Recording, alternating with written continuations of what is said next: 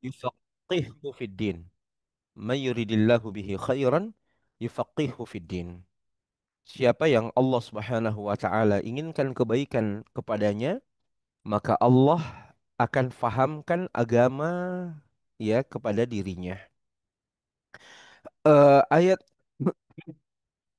ayat hadis yang singkat ini, hadis yang singkat ini keluar lewat lisan Nabi kita alaihi salatu wassalam adalah sebuah indikator sebenarnya. Indikator yang sangat mudah untuk kita kenali pada diri kita.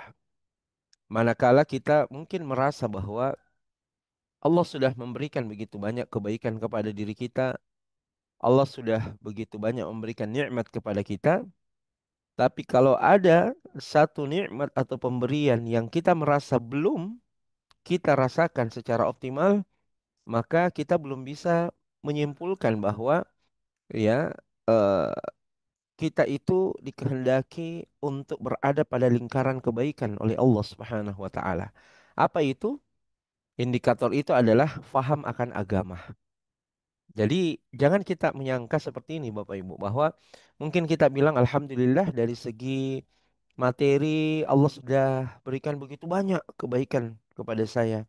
Dari segi pekerjaan alhamdulillah income-nya itu sudah eh bisalah alhamdulillah diharapkan ya kita tidak pusing dalam kebutuhan-kebutuhan seperti itu. Tetapi kita lupa bahwa ada satu hal yang sangat penting untuk kita juga fahami.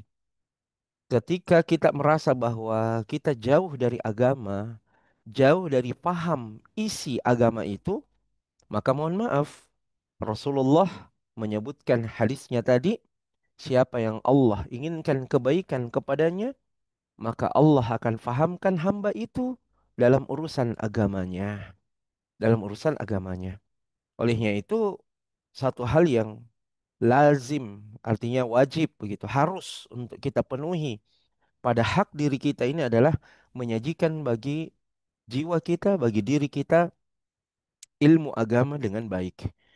Belajar secara khusus isi dari agama, ya, itu adalah bagian dari isi penjelasan Al-Quran. Jadi Al-Quran itu Bapak Ibu jamaah sekalian terdiri dari tiga bagian. Al-Quran itu sendiri terdiri dari tiga isi kandungan di dalamnya. Al-Quran yang pertama itu dia berisi tentang penjelasan nilai-nilai ketuhanan kepada Allah. Berisi tentang penjelasan-penjelasan pokok di dalam agama.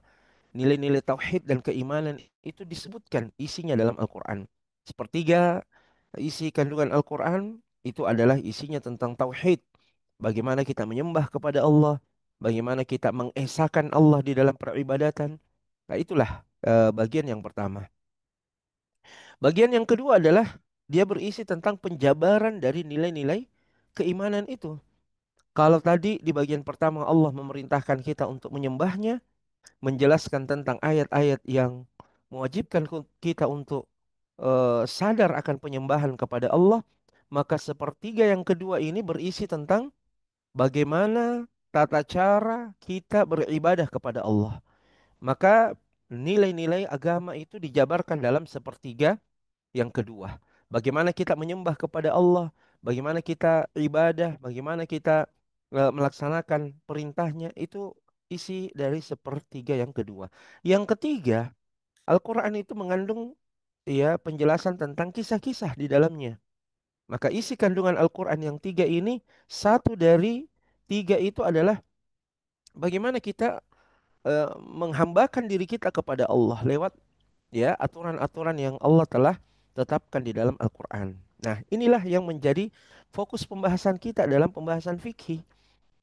Bukan berarti belajar tafsir Al-Quran itu tidak penting. Bukan berarti ya membahas hadis Nabi itu tidak penting. Enggak, sama sekali tidak. Pembahasan pada bab fikih ini adalah satu pembahasan yang juga menyempurnakan dari nilai kesempurnaan dari belajar agama itu. Ketika kita diperintahkan oleh Allah untuk sholat misalnya, maka bagaimana cara kita untuk melaksanakan ibadah sholat itu? Nah, muncul kajian fikih ya untuk menjabarkan hal itu, untuk memudahkan kita memahami seperti ini tata cara yang telah disebutkan dalam syariat, seperti inilah prosedur yang Allah dan Rasulnya tetapkan untuk ibadah sholat misalnya. Maka hadirin yang dimuliakan Allah, wajar ketika Nabi SAW tadi katakan, siapa yang Allah kehendaki kebaikan kepadanya, maka Allah akan pahamkan agama kepadanya. Nah, dari sini sekali lagi harap untuk kita sama-sama fahami dengan baik. Dari sekian banyak kenikmatan yang kita rasakan Allah berikan kepada kita, maka upayakanlah, usahakanlah untuk tetap menuntut ilmu agama karena dia adalah indikator penting ya kita itu diinginkan kebaikan oleh Allah atau tidak ya. Maka jalan untuk kita menuntut ilmu agama baik lewat pertemuan Zoom seperti ini maupun misalnya lewat media-media yang lain atau secara offline langsung di tempat atau di wilayah kita masing-masing, lakukanlah karena itu adalah bagian dari usaha untuk mendapatkan kebaikan dari Allah Subhanahu wa taala. Baik, hadirin wal hadirat jamaah sekalian yang sama dimuliakan Allah Subhanahu wa taala. Seperti yang saya katakan tadi, ya kami keliru kemarin di dalam menyampaikan pembahasan materi. Kita mulai dari mana? Saya sempat menyebutkan tentang bab tentang sholat, tetapi sholat ini terkait juga dengan wudhu. Ya, maka pada subuh ini, insya Allah dan mudah-mudahan Allah langgengkan pertemuan kajian Zoom kita ini, ya di masa-masa yang akan datang, sehingga kajian kita betul-betul sesuai dengan keinginan kita silsilah. Silsilah itu berantai ya. Artinya akan terus berlanjut pembahasannya. Ya, akan terus berlanjut pembahasannya dan walaupun sederhana seperti ini, kalau kita niatkan di dalam niat kita untuk menuntut ilmu agama, maka insya Allah kita telah melaksanakan ya kewajiban di antara kewajiban yang Allah bebankan di atas pundak kita, yaitu menuntut ilmu agama dan insya Allah menjadi pembuka jalan kebaikan kita dan akan meluruskan tata cara peribadatan kita kepada Allah Subhanahu wa taala. Karena ibadah itu perlu untuk kemudian kita juga pahami tata caranya. Sama seperti kita bermanasik ya. Kemarin atau dalam setiap sesi manasik kita selalu ingatkan kepada jamaah pentingnya untuk memanasikkan prosesi pelaksanaan ibadah umroh kah atau ibadah haji yang kita kerjakan. Maka kita bisa bayangkan ibadah yang besar seperti sholat ini misalnya, kalau kita tidak pernah manasikkan, saya selalu ya dalam berbagai kesempatan itu selalu sampaikan, bukan hanya ibadah haji, ibadah umroh saja yang perlu dimanasikkan, mestinya seluruh ibadah yang lain itu kita manasikkan dalam tanda petik, dalam artian kita pelajari A sampai Z-nya pembahasannya. Dan itu merupakan ranah dari pembahasan fikih ya yang akan ditelusuri insya Allah taala. Baik, izinkan saya untuk membagikan slide materi atau pembahasan PDF bukunya ya. Kami sudah carikan dan alhamdulillah untuk memudahkan kita pakai langsung PDF yang terjemahannya. eh, Buku atau kitab Fiqhu Al-Muyassar ini. Jadi sesuai dengan judulnya Fikih Muyassar, judul buku yang kita pakai untuk mengkaji Fikih Muyassar, Fikih Muyassar, Muyassar artinya yang memudahkan. Jadi pembahasan di dalam buku ini jamaah sekalian, insya Allah akan memudahkan jamaah untuk memahami pembahasan-pembahasan seputar fikih.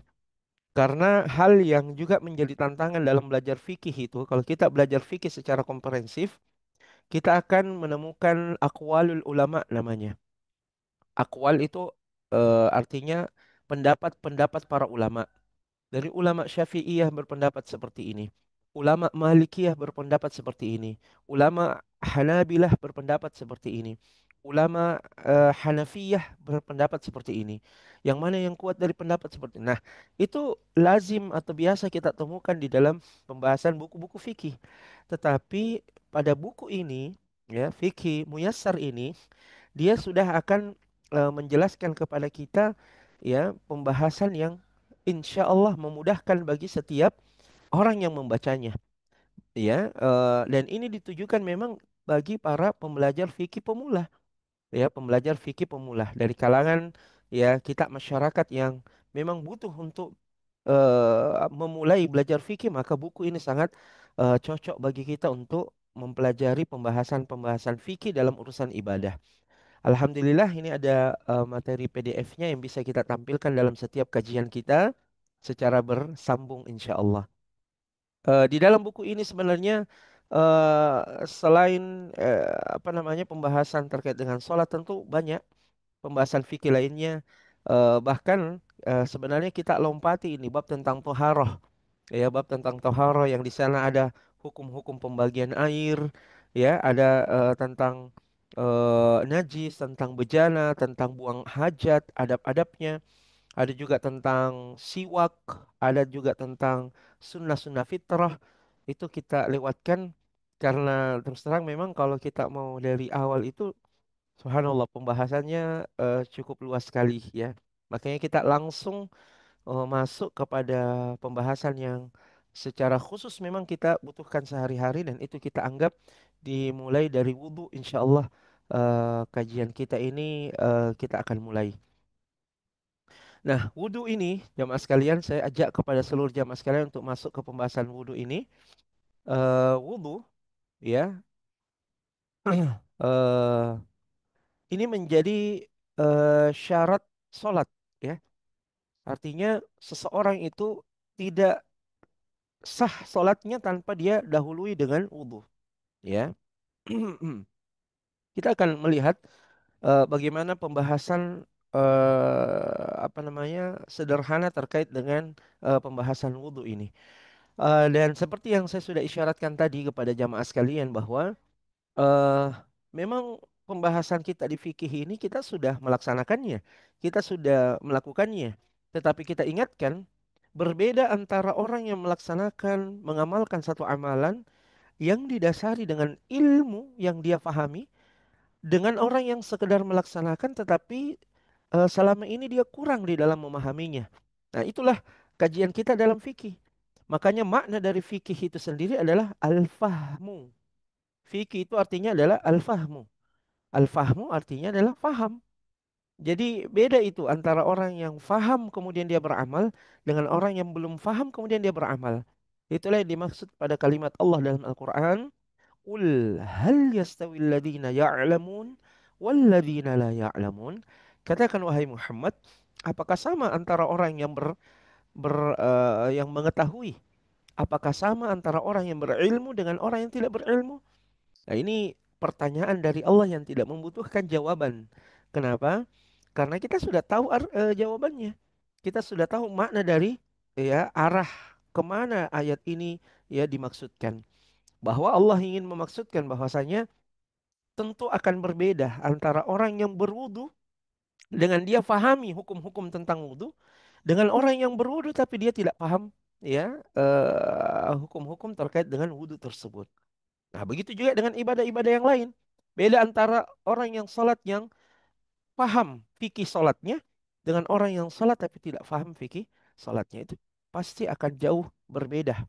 Ya, makanya Nabi Shallallahu Alaihi Wasallam sebutkan perbedaan antara orang yang berilmu dengan orang yang punya kapasitas ilmu, kemudian dengan orang yang sekedar beramal tapi tidak dilandasi dengan kapasitas ilmu. Nabi perumpamakan begini, seperti kedudukan saya, kedudukannya Rasulullah dan juga orang awam ya dari yang paling awam dari kalangan umat ini. Jadi istilahnya itu bagaikan langit dan juga sumur, dasar sumur. Jadi Rasulullah membandingkan dirinya dengan orang yang paling awam dari kalangan umatnya. Itu perbedaan antara orang yang berilmu dengan orang yang tidak berilmu. Makanya beda sekali antara orang yang mempelajari satu bab tentang fikih dalam urusan ibadah kemudian dia mengamalkannya dengan orang yang mengamalkan tapi dia tidak memahaminya. Nah, inilah upaya yang kita tempuh untuk itu, Bapak Ibu jamaah sekalian. Sehingga kita tidak boleh sama sekali untuk meremehkan usaha ini. Ya, usaha untuk mendalami agama itu adalah sebuah kewajiban yang memang memiliki begitu banyak keutamaan di dalam agama kita. Baik, mari kita lihat ya terkait dengan wudhu ini apa-apa yang menjadi bahasan di dalamnya. Yang pertama terkait dengan definisi dan hukum wudhu. Kalau secara bahasa, ini biasa kita akan selalu temukan dalam pembahasan fikih itu Bapak Ibu, definisi dulu, arti dulu. Jadi kalau kita belajar wudhu, maka ulama itu akan mengartikan apa itu wudhu. Kalau kita belajar sholat, kita akan difahamkan oleh ulama apa itu sholat. Kalau kita belajar nanti tentang puasa, maka ulama akan mendatangkan terlebih dahulu pembahasannya di awal apa itu puasa. Dan kalau sudah masuk pada pembahasan definisi, biasanya kita akan digiring pada dua definisi. Pertama, secara bahasanya, bahasa yang dimaksudkan di sini tentu adalah ya bahasa dasarnya yaitu bahasa Arab. Ditinjau dari bahasa Arab, wudhu itu apa sih gitu. Kemudian yang kedua, kita akan digiring pada peninjauan definisi secara syariat. Menurut hukum syariat, wudhu itu apa? Menurut hukum syariat, salat itu apa? Menurut hukum syariat, zakat itu apa? Nah, itu akan selalu kita akan temukan dalam buku-buku fikih.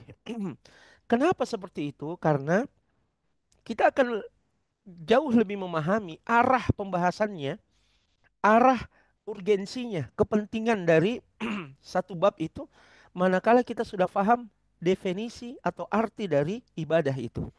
Ya, dan dari situ kita akan bisa memahami wudhu itu apa akan ketahuan dari segi definisinya. Baik melalui bahasanya maupun secara syariatnya. Baik, pertama secara bahasa, wudhu itu berasal dari kata al-wadha'atu. Al-wadha'atu. Bisa dilihat di layar kita masing-masing. Al-wadha'atu. Apa makna al-wadha'ah? Artinya adalah keindahan dan kebersihan. Nah, dari situ kan kita sudah bisa tergambarkan kan? Aktivitas wudhu itu apa, arahnya kemana, dilihat dari definisi secara bahasa saja. Kita sudah bisa tergambarkan. Di mindset kita itu sudah ketahuan arahnya wudhu itu atau tujuannya wudhu itu seperti apa. Nah, kalau secara bahasanya, wudhu itu adalah al-wadha'atu artinya keindahan dan kebersihan. Makanya saya lompat pada sebuah permasalahan di persoalan wudhu ini. Supaya dari awal ini kita betul-betul tahu dan merasa harus ini kita belajar baik-baik gitu. Nah, saya angkatkan sebuah kisah misalnya di awal ini. Sebenarnya kisah ini nanti ada di bahasan-bahasan yang berikutnya, tetapi ini bagian dari supaya kita paham bahwa pembahasan ini kita tidak main-main gitu. Pembahasan ini memang kita butuhkan, bukan sekedar ini menjadi hanya sekedar euforia mau ikut Zoom ya, tidak ada kegiatan apa segala macam enggak. Tapi memang kita harus niatkan mau belajar begitu supaya betul-betul terkuatkan tekad azam untuk belajar. Nah, dalam persoalan wudhu misalnya, Nabi pernah melihat satu laki-laki yang wudhu, kemudian di bagian dari tumitnya itu tidak tersentuh dengan basuhan air pada saat wudhu. Besarnya seukuran uang koin. Uang koin kecil, Bapak Ibu, kecil.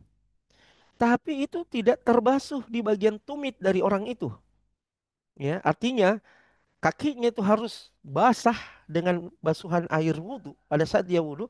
Tapi ternyata mungkin karena tergesa-gesa, mungkin karena buru-buru dia tidak asal saja dia wudhu begitu. Mukanya yang mestinya ya terbasuh semuanya, tapi hanya beberapa bagian saja. Ah, itu biasa kita temukan asal-asalan cara wudhunya. Akhirnya Nabi bilang kepada orang ini yang tidak terbasuh tumitnya dengan air wudhu, Nabi katakan wailul lil aqabi minan nar. Wailul lil aqabi minan nar. Wail, neraka wail ya. Atau kalau bahasa Arabnya celakalah. Celakalah. Kalau dalam terjemahan yang lain atau dalam definisi penjelasan ulama, wail itu salah satu nama tempat di dalam neraka. Ketika kita belajar tentang ayat Allah, wailul lil mutaffifin ya. Wailul likulli humazatil lumazah. Itu kan artinya celaka, tetapi wail ini juga ya diartikan sebagai salah satu nama tempat di dalam neraka. Coba kita bayangkan Nabi menyampaikan dengan kalimat yang begitu keras, begitu tegas kepada orang ini. Celakalah tumit-tumit ya, akop itu ya adalah tumit ya. Celakalah tumit-tumit yang tidak terbasuh dengan air wudhu. Atau bahasa penafsirannya neraka wailah bagi tumit-tumit yang tidak terbasuh dengan air wudhu. Ya, pertanyaannya begini, apakah tumitnya saja yang masuk neraka? Kan tidak mungkin seperti itu. Disebutkannya sebahagian dari anggota tubuh kita, itu menunjukkan kita juga sudah ada berada di sudah masuk di dalamnya. Sama seperti kalau kita katakan, dari mana saja kamu? Baru kelihatan batang hidungmu. Baru kelihatan batang hidungmu. Ini kan kalimat bahasa kita ini batang hidungmu. Bukan berarti batang hidungnya saja yang kita rindukan atau yang kita ingin temui, tetapi mewakili seluruh anggota tubuh yang lain. Nah, sama juga seperti itu ketika Nabi katakan, celakalah tumit-tumit yang tidak terbasuh. Nerakalah, neraka wailah, tumit-tumit yang tidak terbasuh dengan air wudhu. Ya, itu menandakan bahwa kelalaian pada saat wudhu yang mestinya terbasuh tapi tidak terbasuh, itu menyebabkan dia masuk ke dalam neraka. Dan tahukah kita apa perbedaan dosa besar dengan dosa kecil? Dosa itu dalam agama kita ada dosa besar, ada dosa kecil. Terbagi menjadi dua. Maka perbedaannya, kalau kita mau tahu ini jenis dosa atau pelanggaran yang kecil atau dosa besar, itu dilihat dari konten isi ancamannya Nabi Shallallahu Alaihi Wasallam. Kalau dalam satu bentuk pelanggaran kemudian Nabi menyebutkan ada ancaman neraka, ada ancaman laknat, ya, ada ancaman Allah marah dan seterusnya, itu pertanda pelanggaran itu masuk dalam kategori dosa besar. Coba kita bisa bayangkan jamaah sekalian, kita bisa bayangkan betapa banyak wudhu-wudhu yang dilakukan pada hari ini oleh masyarakat muslim, kemudian dia tidak pelajari dengan baik, kemudian dia tidak pelajari dengan baik, ya, kemudian dia tidak pelajari dengan baik tata cara pelaksanaan wudhunya, akibatnya, akibatnya dia pun pada akhirnya menjadi orang yang tidak sempurna wudhunya, terus menerus melakukan pelanggaran seperti itu. Kira-kira bagaimana nasib dari kualitas ibadah yang dia lakukan tersebut? Ah, ini sangat-sangat dikhawatirkan ketika pada akhirnya merusak, ya, tatanan dari ibadah yang selama ini kita lakukan. Baik. Jadi kalau dilihat saja dari segi bahasanya ini kita sudah lihat dan menemukan betapa urgennya, betapa pentingnya kita pun harus dengan seksama berwudu. Mungkin di antara jamaah sekalian, Bapak Ibu jamaah sekalian, ada yang kemudian apa namanya, pernah melihat, ya, pernah lihat orang wudhu di masjid, kemudian buka keran, ya, kemudian dia begitu saja sampai pada kakinya, dia hanya goyangkan kakinya ke depan untuk terkena, ya, aliran air dari keran tersebut, tanpa kemudian menggunakan tangannya untuk membersihkan dengan seksama. Ya, dia sekedar kasih goyang saja, ya, kakinya ke depan, kanan dan kiri, kemudian dia anggap itu sudah membasuh kaki. Ya, ini hati-hati. Ya, model-model yang seperti ini sangat-sangat mengkhawatirkan tidak sempurna model wudhunya. Baik, kita kembali bahwa secara bahasa wudhu itu artinya keindahan dan kebersihan.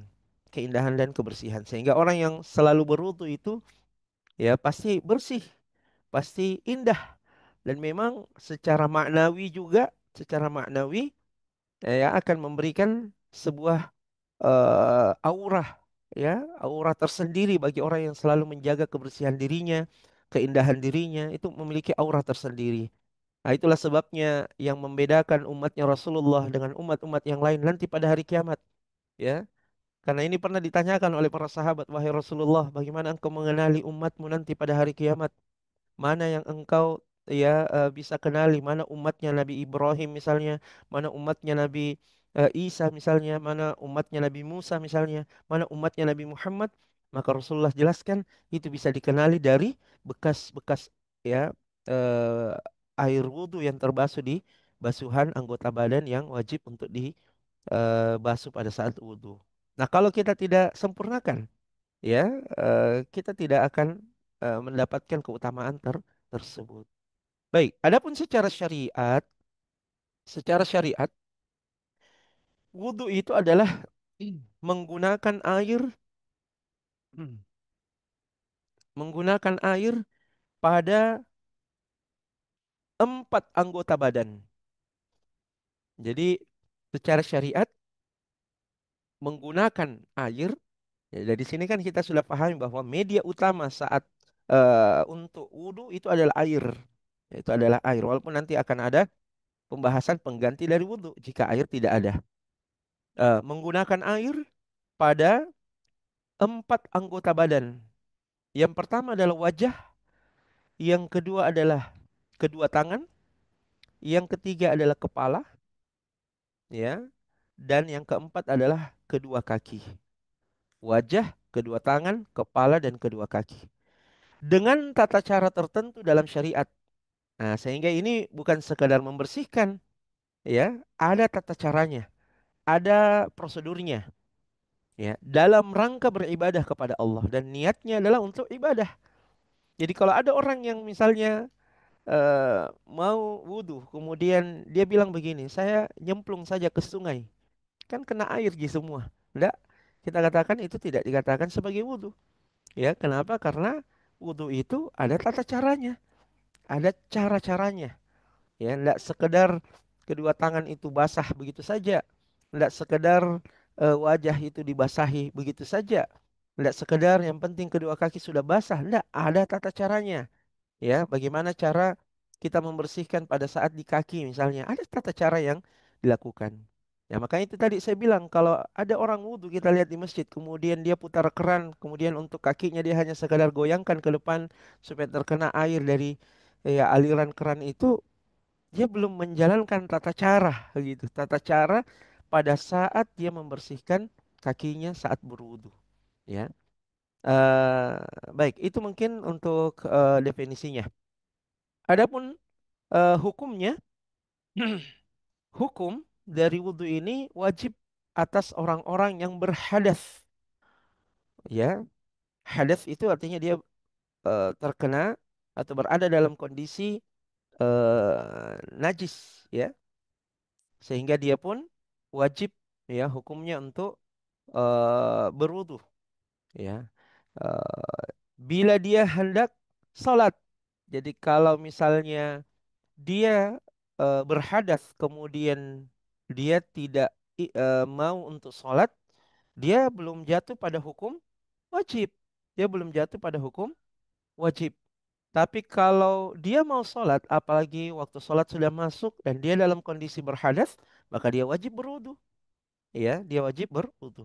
Nah, ini sebenarnya memberikan arti juga bagi kita semua.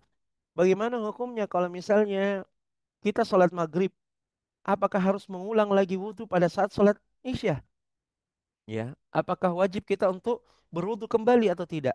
Kita katakan tidak wajib lagi. Selama kita tidak berhadas, baik itu misalnya kita tadi sudah buang air kecil, buang air besar, atau misalnya terjadi pembatal wudu yang telah terjadi setelah kita salat maghrib tadi, selama kita tidak seperti itu, maka ya kita tidak punya kewajiban untuk mengulang wudu kita untuk salat isya. Selama kita masih dalam kondisi suci alias tidak berhadas, maka kita tidak wajib untuk mengulang mengulang wudhu kita. Nah, disinilah pentingnya kita berilmu kan. Yang sampai kemudian kita ketemu dengan teman mau salat isya sama-sama, dibilang, kenapa kok tidak wudhu kembali? Enggak, karena tadi saya belum sudah salat maghrib dan wudhu saya belum batal, ya, wudhu saya belum batal sehingga saya tidak mengulang untuk salat isya. Ah, tidak, didebatlah dengan teman tersebut. Tidak. Ya, namanya kita mau salat ya harus diawali dengan wudhu. Ya, begini dan begitu. Nah, ini kan akan membedakan gitu tata cara pengamalan seseorang dengan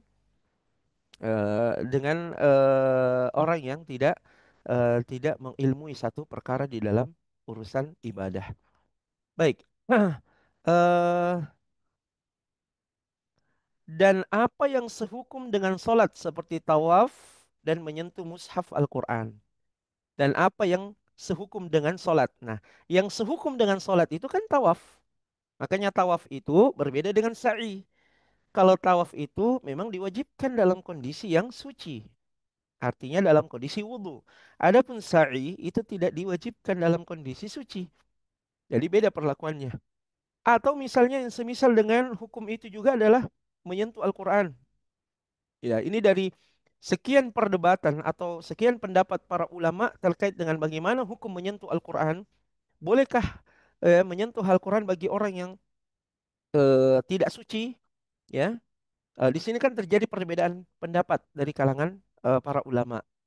eh, Berdasarkan ya apa namanya pembahasan ini yang memang tidak mengikat dalam satu kesimpulan hukum, tetapi sebagai bentuk kehati-hatian, sebagai bentuk kehati-hatian kita kepada Al-Qur'anul Karim, kitab suci umat Islam, maka kita ingatkan dengan ayat Allah dalam surah Al-Waqiah, la yamassuhu illal mutahharun.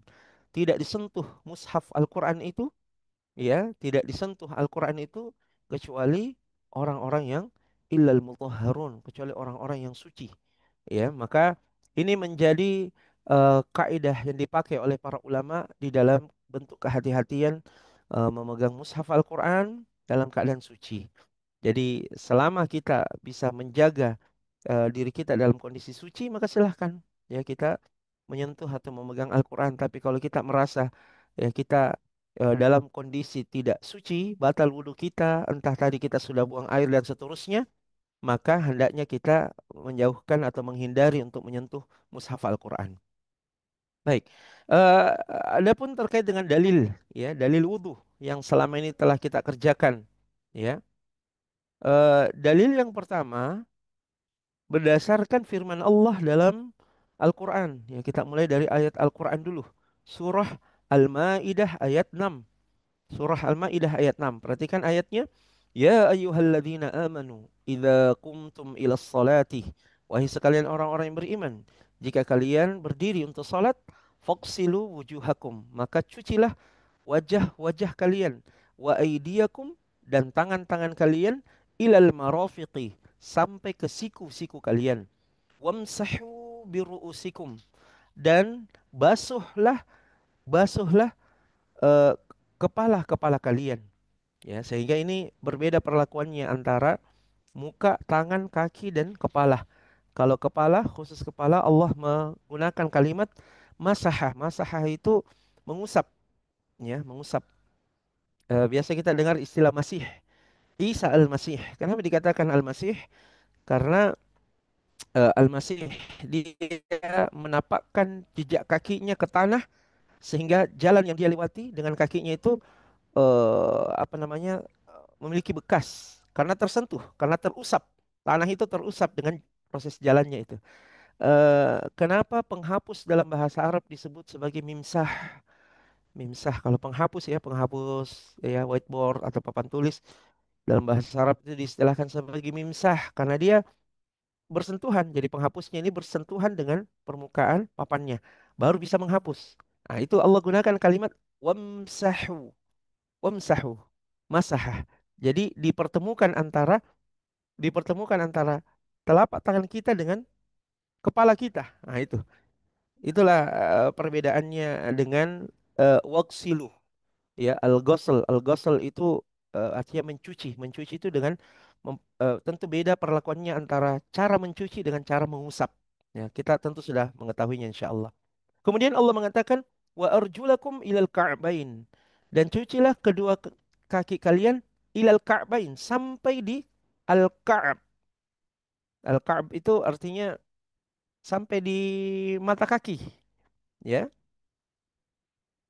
Eh, Mata kaki, ya, sampai di mata kaki. Jadi kalau ada orang yang mencuci kakinya pada saat wudhu, kemudian dia sampai di betisnya. Ini kan padahal perintah Allah sampai di mata kaki saja. Nah, dari sini kan sudah bisa terjadi perbedaan, ya, tata cara ketika kita tidak mempelajarinya dengan yang mempelajarinya. Kemudian Allah katakan, wa in kuntum junuban fattahharu. Jika kalian dalam keadaan junub, maka bersucilah. Wa in kuntum marlo, jika kalian dalam kondisi sakit, au ala safarin, atau dalam kondisi safar, au jaa ahadum minkum minal ghaiti, atau kalian telah selesai dari buang hajat, au lamastumun nisa, atau kalian telah menyentuh wanita-wanita. Nah, ini kan ada penafsirannya juga, cukup luas juga penafsirannya.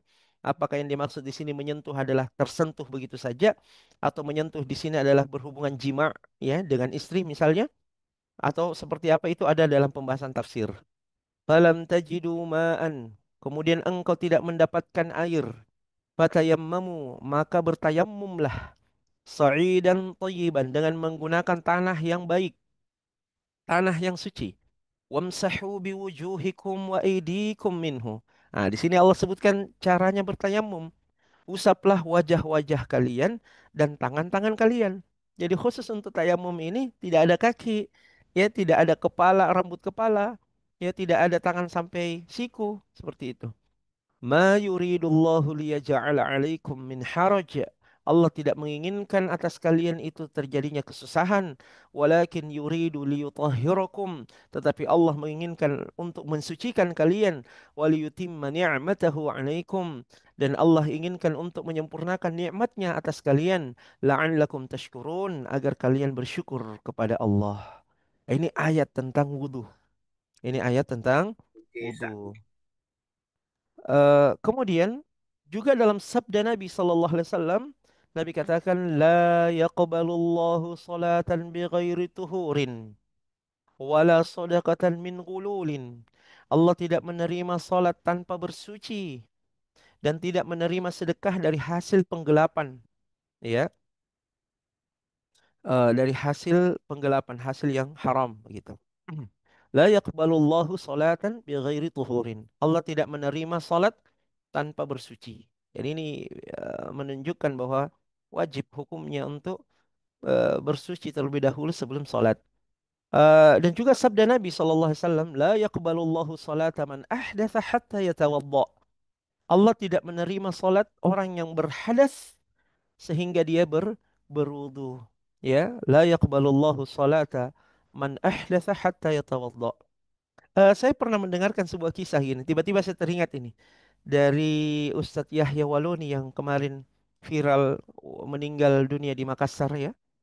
Ya, rahimahullah, semoga Allah merahmatinya. Saya juga termasuk orang yang suka mendengar kajian beliau, ya, mendengar kajian beliau lewat media-media di YouTube dan seterusnya. Ada satu kisah waktu beliau baru-baru menjadi mualaf, ya, dan dia juga tentu mengajak istrinya kan, istrinya juga seorang mualaf. Ya, ceritanya waktu ingin sholat subuh, ya, sholat subuh, kemudian dia keluar begitu saja tanpa berwudu, ya. Dia keluar untuk dari rumahnya ke masjid untuk sholat subuh berjamaah di masjid. Dia ajak istrinya juga, tapi dia tidak wudu.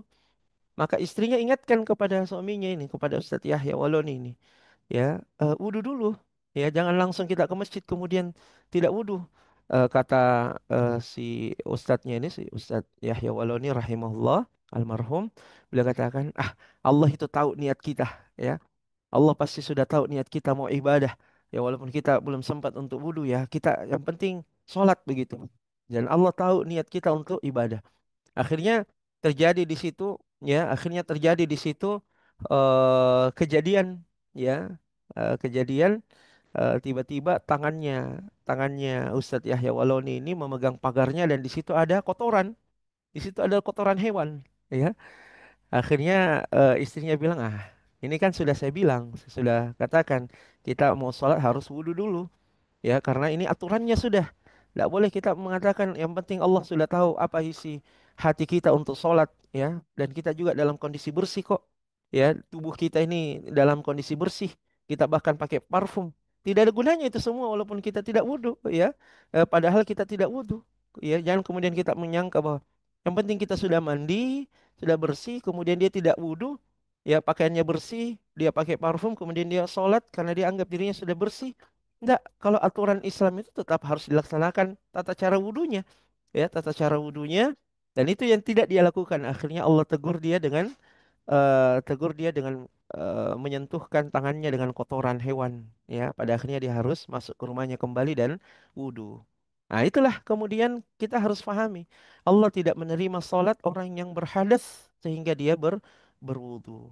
Nah, di sini para ulama sebenarnya katakan hukum asalnya wudhu itu tidak wajib, tapi karena dia bergandengan dengan perkara wajib, maka dia ikut pada perkara wajib itu.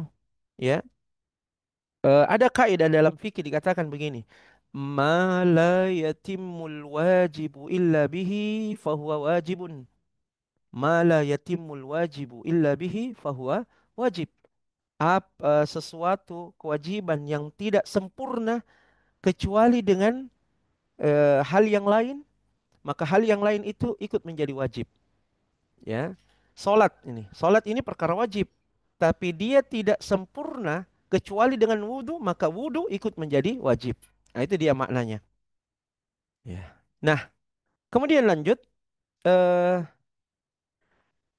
Kepada siapa wudhu ini diwajibkan? Dia diwajibkan kepada setiap muslim dewasa berakal manakala dia hendak sholat, ya, atau seperti yang tadi kita katakan, ibadah-ibadah yang sehukum dengan sholat itu sendiri. Adapun kapan wudhu itu wajib, dia jatuh kewajibannya atau dia masuk pada kategori wajib, ya, bila masuk waktu sholat atau seseorang hendak melakukan perbuatan yang disyariatkan harus berwudhu terlebih dahulu, ya, sekalipun tidak berkaitan dengan waktu seperti tawaf dan menyentuh mushaf. Jadi bukan hanya ibadah yang terkait dengan persoalan waktu kan, sholat ini kan ada waktu-waktunya kan, itu yang dimaksud. Sholat ini ada waktu-waktunya. Ya, jangan sampai kita hanya mengatakan ibadah-ibadah yang terkait dengan waktu seperti sholat saja, tidak. Kita katakan tawaf, tawaf itu bebas. Di semua waktu 24 jam kita mau tawaf silahkan. Menyentuh mushaf, membaca Al-Quran itu bebas. Di semua waktu kita mau baca Quran, ya, tanpa harus terkendala dengan persoalan waktu. Ya. Kemudian kita percepat sedikit ya. Bagian ketiga yaitu syarat-syarat sahnya wudhu. Ya. Nah, supaya wudhu itu sah, dia harus terpenuhi syarat-syaratnya. Pertama adalah Islam, ya, dan berakal. Islam, berakal dan tamyiz. Islam, berakal dan tamyiz. Apa itu tamyiz? Tamyiz itu usia sebelum balik, ya, kurang lebih 7 tahun lah seperti itu. Tamyiz ini anak yang dia sudah mampu membedakan, ya. Dari istilahnya saja tamyiz itu mayyaza yumayyizu. Tamyiz dia mayyaza yumayyizu artinya membedakan. Dia sudah mampu membedakan. Dia sudah bisa mengomentari begitu. Dia sudah mampu untuk memberikan komentar. Ya, si ini begini, si itu begitu. Biasa ada anak yang seperti. Nah, itu usia tamyiz namanya dan dia belum masuk usia balik gitu. Nah, ini sudah apa namanya? Sudah masuk pada usia tamyiz, maka syarat yang pertama itu dia seorang muslim, dia seorang berakal dan tamyiz. Kemudian yang kedua adalah niatnya, ya. Karena ini adalah ibadah, maka niatnya harus niat karena Allah, ibadah kepada Allah.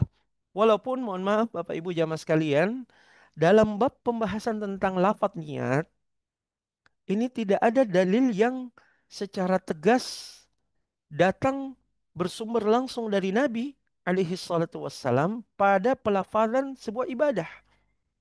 Sampai dalam perkara solat. Sampai dalam perkara solat.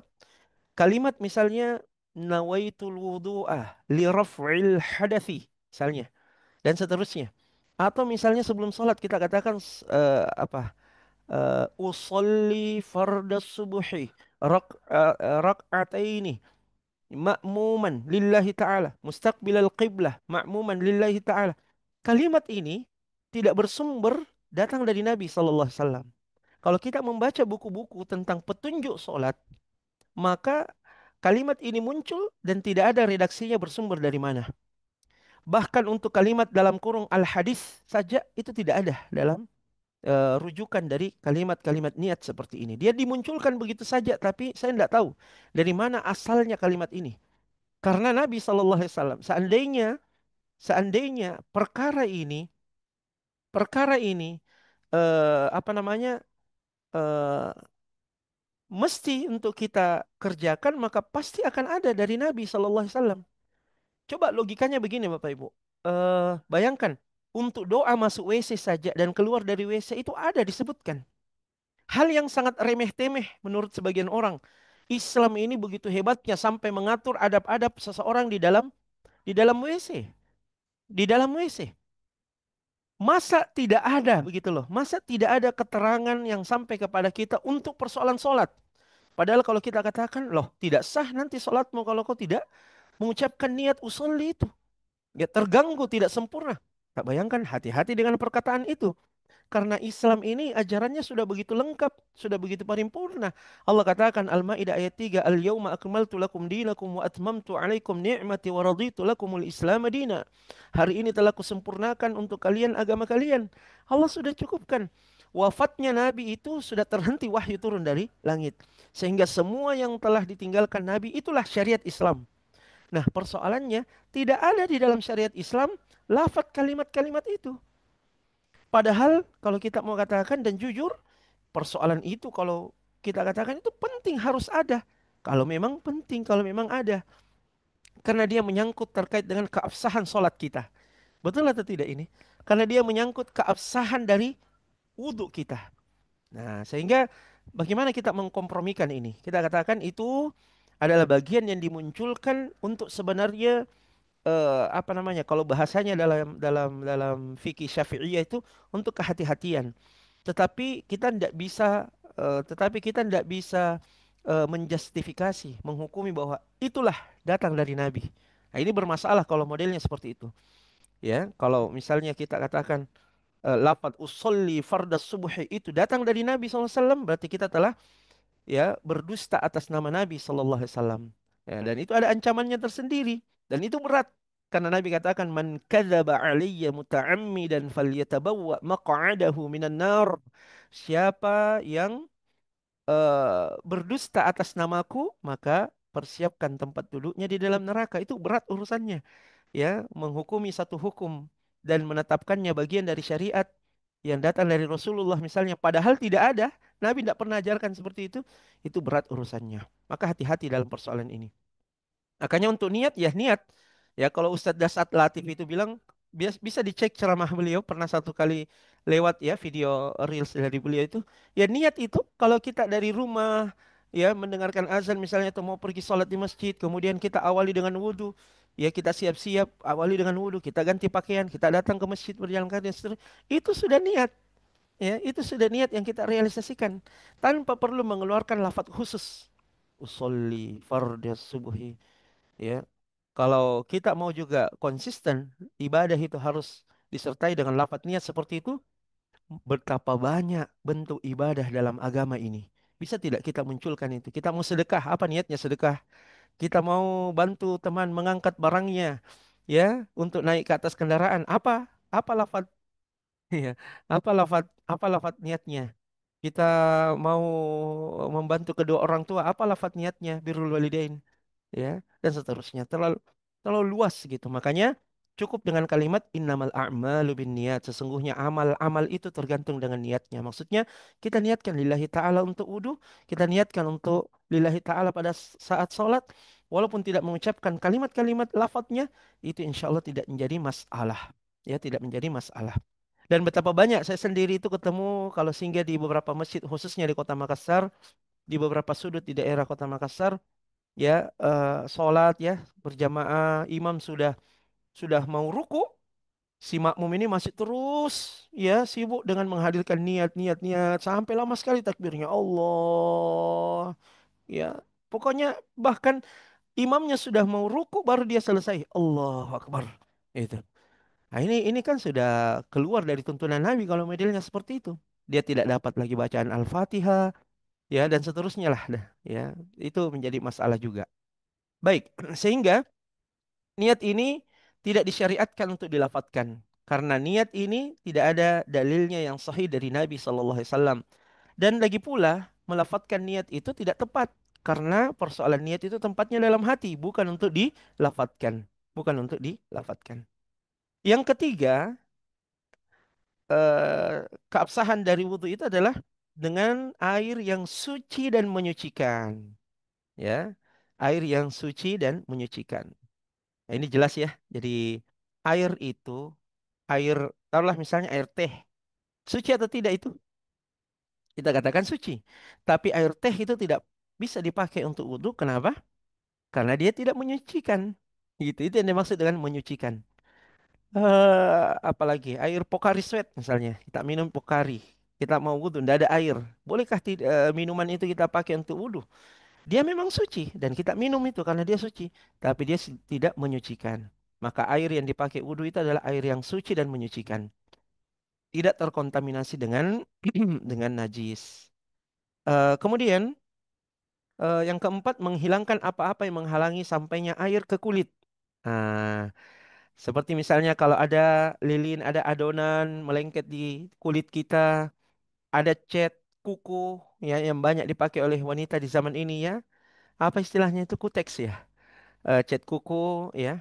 Beda kalau apa istilahnya lagi ya? Paci ya, paci kalau saya tidak salah itu. Beda kalau kalau itu memang dia tidak menghalangi air tersentuh di kuku. Tapi kalau cat kuku, nah ini hati-hati. Ya karena dia bisa menghalangi air wudhu itu sampai ke kuku dan itu tidak akan sah wudhunya. Maka hilangkan semua hal-hal yang bisa menghalangi antara air dengan kulit yang harus tersentuh dengan basuhan kuku. Kemudian basuhan air pada saat kita wudhu. Kemudian yang kelima adalah istijmar dan istinja. Ya, ketika ada sebabnya. Istijmar atau istinja ini bersuci ya, bersuci dari hadas besar. Afwan, bersuci dari hadas kecil, buang air besar ya. Buang air besar itu masih terkategorikan sebagai hadas kecil. Istijmar ya itu bersuci dengan menggunakan dedaunan. Istinja ya itu bersuci dengan menggunakan batu. Itu di zaman terdahulu ya.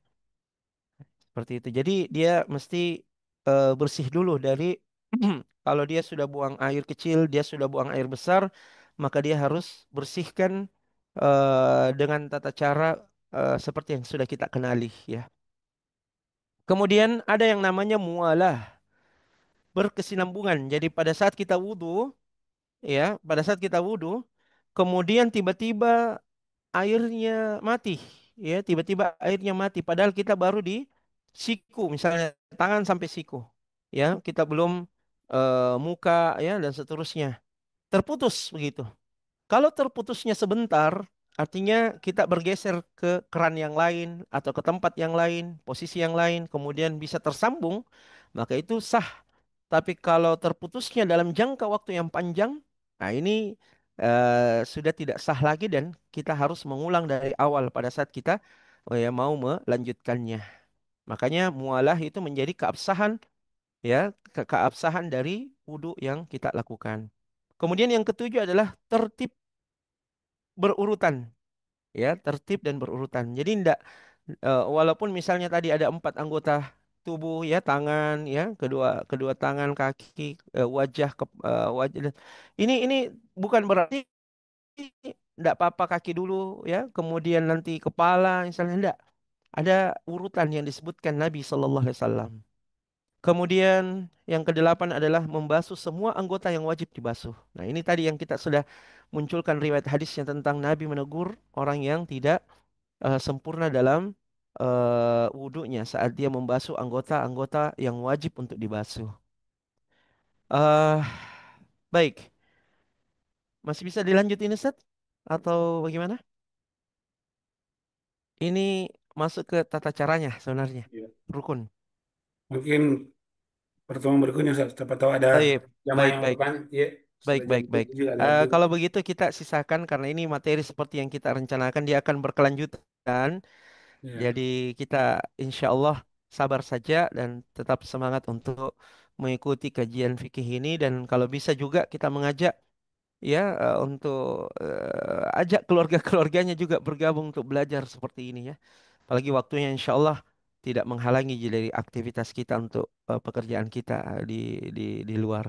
Baik, saya kembalikan ke moderator dan mohon nanti bisa dibantu ingatkan nanti pembahasan kita masuk ke rukun wudhu. Rukun wudhu ini tata cara wudhunya sudah. Nanti kita akan jelaskan insya Allah taala. Allahu a'lam. Silahkan Ustaz. Masya Allah. Syukron Ustaz. Jazakallah khairan atas materi yang telah diberikan pada pagi hari ini tentang fikih. Alhamdulillah. Mungkin ada dari Bapak dan Ibu sekalian yang ingin ditanyakan terkait materi kita pada pagi hari ini. Bisa langsung uh, buka kamera atau bisa langsung di chat. Ada Bapak Ibu yang ingin ditanyakan? Ah, Ada yang angkat tangan itu Alpian mungkin mau bertanya? siapa yang angkat tangan ini? Oh, Alfian. Ya, Ah, gitu. tafadhal, Mr. Alfian. Apa ini yang ditanyakan?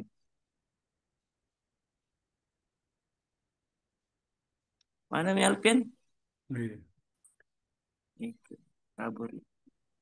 Afwan, Matindra itu Ustaz, Matindra bebas Eh, oh dua saya kira Alpian tidur. ada, Alpian ada, Ripin yang mana ini yang?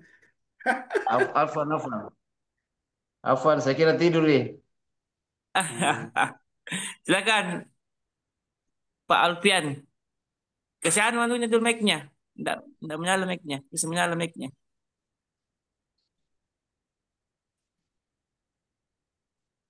Kasih menyala mic-nya, Pian. Baru bertanya. Apa yang mau tanya kayaknya itu Pak, masalah Wandi Junub kok bisa mau tanya itu. Ayo. Belum mas pembahasannya, Hi. Bukan, ada Ustaz, saya ingin tanyakan, apakah kita wajib wudhu ketika membaca Al-Quran lewat HP? Oh iya. Syukron. Alfian. Fadal Ustaz. Silakan. Hmm. Masya Allah. Ya, jadi eh, mushaf Al-Quran itu, mushaf Al-Quran itu adalah media tempat dikumpulkannya ayat-ayat Al-Quran. Jadi bedakan Al-Quran, bedakan mushaf Al-Quran, gitu ya. Bedakan Al-Quran, bedakan mushaf Al-Quran. Yang dimaksud Allah dalam ayatnya tadi dalam surah Al-Waqi'ah, la yamassuhu illal mutahharun. Tidak disentuh Al-Quran itu kecuali orang-orang yang dalam keadaan suci. Dan itu menandakan atau memaknai makna bahwasanya saat kita membaca Al-Quran hendaknya kita dalam keadaan suci. Ya, walaupun tidak ada ulama yang mengharamkan membaca Al-Quran dalam keadaan tidak suci, kemudian dia tidak menyentuh Al-Quran seperti itu, kecuali orang yang junub. Kalau junub itu memang membaca walaupun tanpa disentuh pun juga dilarang. Dalam tafsir Al-Qurtubi itu disebutkan. Nah, bagaimana dengan sehingga Al-Quran itu harus dimuliakan. Al-Quran itu harus dimuliakan. Ayat-ayat Al-Quran itu harus dimuliakan. Itulah sebabnya fatwa ulama Saudi itu tidak membolehkan ayat-ayat Al-Quran atau kalimat-kalimat yang ada lafaz Allahnya, lafzul jalalahnya itu digunakan sebagai ringtone, ya, nada dering HP kita. Itu tidak menempatkan ayat-ayat Al-Quran pada tempat yang mulia kalau dijadikan sebagai ringtone HP atau nada dering. Karena ayat Al-Quran ketika misalnya bunyi lewat HP kita, ya, ayat Al-Quran itu disunahkan untuk diperintahkan untuk didengar. Kalau kita angkat berarti kita putus ayat Al-Quran itu. Itu satu. Yang kedua, kalau misalnya bunyi HP kemudian dia di tempat-tempat yang najis seperti di dalam toilet, itu tidak memantaskan ayat Al-Quran sehingga memang dilarang. Nah, itu dalam rangka memuliakan. Nah, bagaimana dengan baca Al-Quran tidak lewat mushaf Al-Quran? Mushaf artinya itu suhuf. Suhuf itu lembaran-lembaran. Mushaf itu terkumpul dalam satu, Hah? ya, bundel. Ya, makanya kita lihat Al-Quran itu dalam satu mana? Satu mushaf seperti ini itu terdiri dari lembaran-lembaran, ya, terdiri dari lembaran-lembaran. Nah, eh, apa namanya, Kasih kalau tahu dia di banyak. dalam menggunakan HP, HP itu tidak dikatakan mushaf, ya. HP itu tidak dikatakan mushaf Al-Quran sehingga menyentuhnya itu tidak menjadi masalah. Cuman para ulama katakan kalau kita membaca Al-Quran lewat aplikasi di HP, maka pada saat kita membuka aplikasinya hendaknya kita dalam keadaan suci. Hendaknya kita dalam keadaan suci karena dia bisa dikiaskan, bisa disamakan hukumnya membaca Al-Quran lewat mushaf. Jadi pada saat aplikasinya terbuka, maka disitulah berlaku hukumnya kita dianjurkan dalam kondisi berwudu. Begitu. Pada saat aplikasinya ditutup, disitulah kita bebas, ya, bebas dari hukum terkait dengan menyentuh Al-Quran. Begitu yang disebutkan oleh para ulama kita. Demi kehati-hatian tetap menjaga kemuliaan Al-Quranul Karim. Wallahu a'lam. Begitu mungkin, Pak Alfian. Ya. Syukron Ustaz atas jawabannya. Masya Allah yang sangat luar biasa. Kemudian pertanyaan kedua Ustaz, ini ada di kolom chat. Bagaimana tentang membasuh kaki tadi? Apa tidak boleh disiram saja? Ya, eh iya.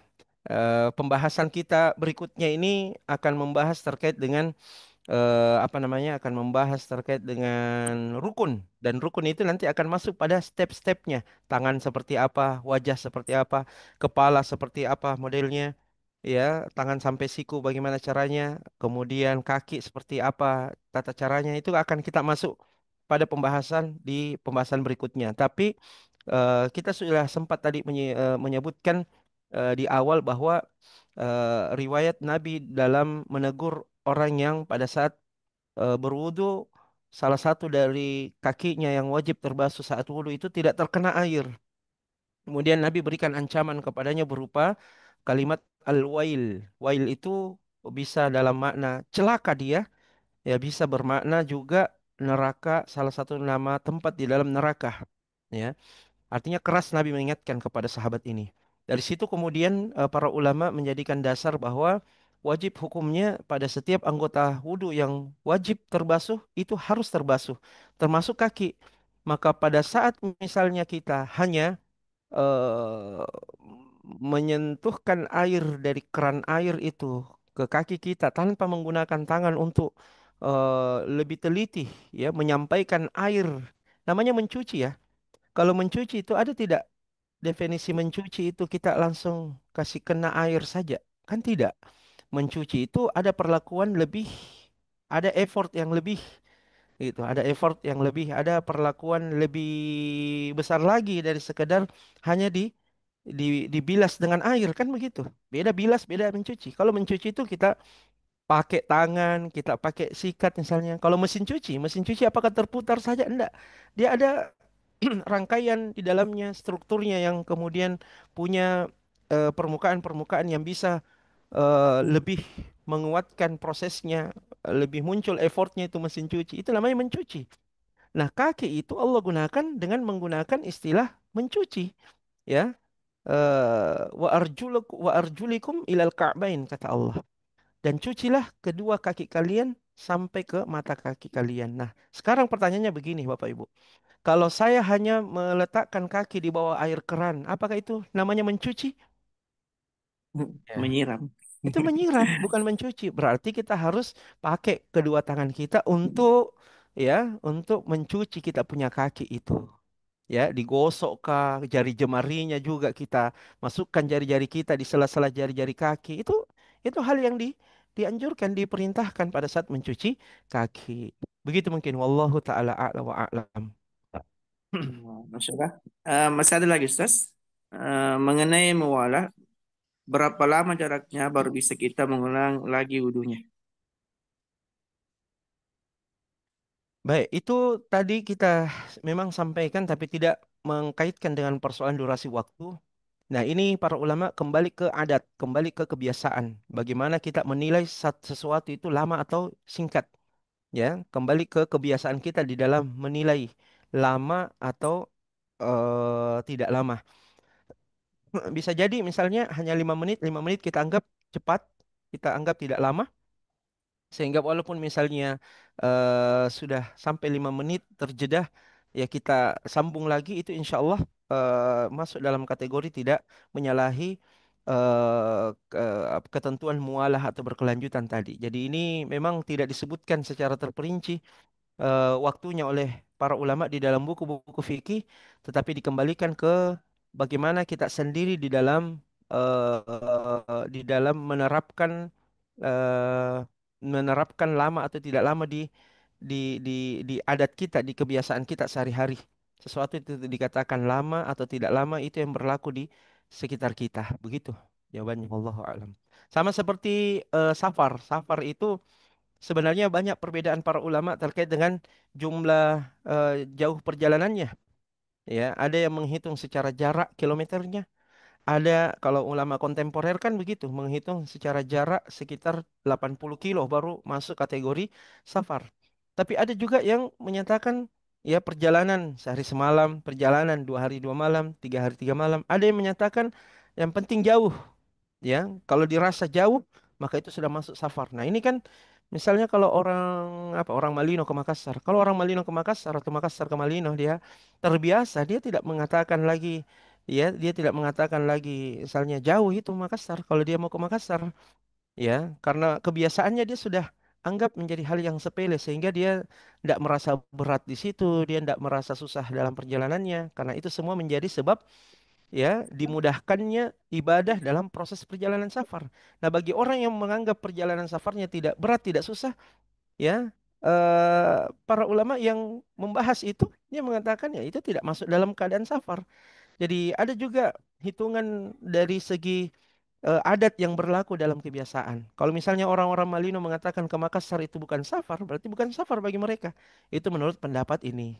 Seperti itu. Walaupun yang kehati-hatiannya adalah apa yang disimpulkan pada ulama kontemporer hari ini, safar itu kurang lebih sekitar 80 kilometer. Wallahu a'lam. Masya Allah, syukur Ustaz atas jawaban-jawabannya. Masih ada mungkin satu pertanyaan? Masih ada Bapak Ibu yang ingin bertanya terkait materi kita atau di luar materi pada pagi hari ini? Ya, kalau memang sudah tidak ada, kita persilakan dulu kepada Ustaz Faisal untuk closing statement. Pada Ustaz. Baik, Masya Allah. Ya, Alhamdulillah Bapak Ibu jamaah sekalian, saya mengajak kepada semuanya, mari kita tetap bersemangat untuk belajar dan aktif pada kegiatan-kegiatan seperti ini. Sebagaimana kemarin kita begitu semangat, ya, ibadah umroh kita mau diterima oleh Allah, ibadah sholat kita mau diterima oleh Allah. Karena ini bagian dari usaha kita untuk menjadikan amal ibadah kita ini berkualitas. Ya, jadi amalan yang berkualitas itu akan membuahkan hasil yang juga maksimal pahalanya, ya, dari Allah Subhanahu wa taala. Dan kualitas itu tidak bisa datang begitu saja terilhami dalam tidur kita, hendak. Dia mesti diusahakan, dia mesti diupayakan, dia mesti kita keluarkan effortnya juga, ya, untuk kita pelajari. Dan mudah-mudahan ini bagian dari kita belajar, mudah-mudahan ini bagian dari usaha kita untuk mendalami agama kita yang insya Allah akan memberi manfaat untuk kita sendiri. Wallahu taala a'la wa a'lam. Saya kembalikan ke moderator. Ya. Alhamdulillah, syukuran jazakallah khairan kepada Ustaz kita atas materi atau ilmunya pada pagi hari ini.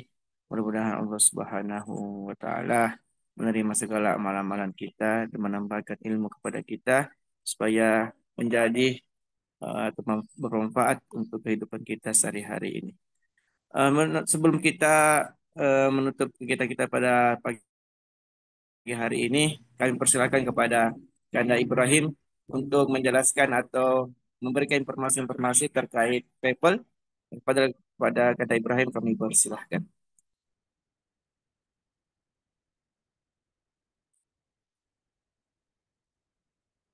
Ibrahim, kabur kapan? Pak, karena mungkin sekitar sepekan lagi kita akan masuk tahun 1447 Hijriah. Jadi kita insya Allah umur pertama di 27 Juli. Alhamdulillah siap sudah full. Alhamdulillah. Nah, ada gelombang kedua itu Agustus menggunakan pesawat Lion Direct. Insya Allah masih ada seat bagi ibu bapak yang memiliki keluarga yang ingin umroh di bulan Agustus, bisa menghubungi agennya masing-masing atau langsung ke kantor Tomam. Yang pasti untuk ibu bapak, alumni alumni dari apa namanya umroh itu bisa merekomendasikan ke keluarganya dan keluarganya itu bisa mendapatkan potongan harga tertentu.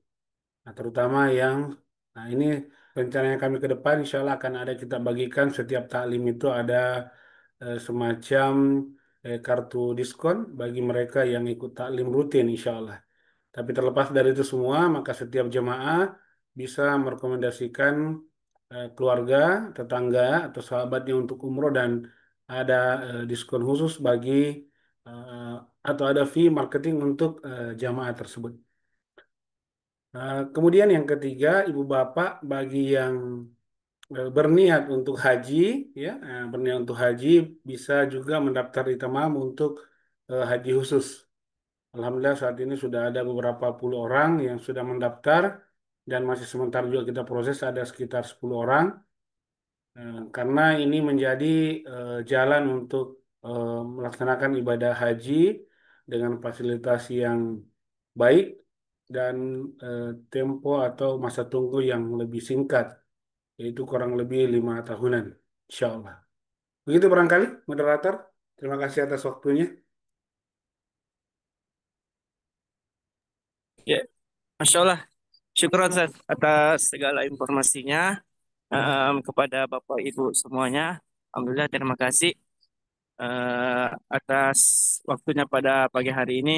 Semoga Allah Subhanahu wa taala menjaga kita semua, memberikan kesehatan dan tentunya mudah-mudahan kita semua bisa melaksanakan umroh dan haji insya Allah. Semoga Allah Subhanahu wa taala mudahkan semuanya.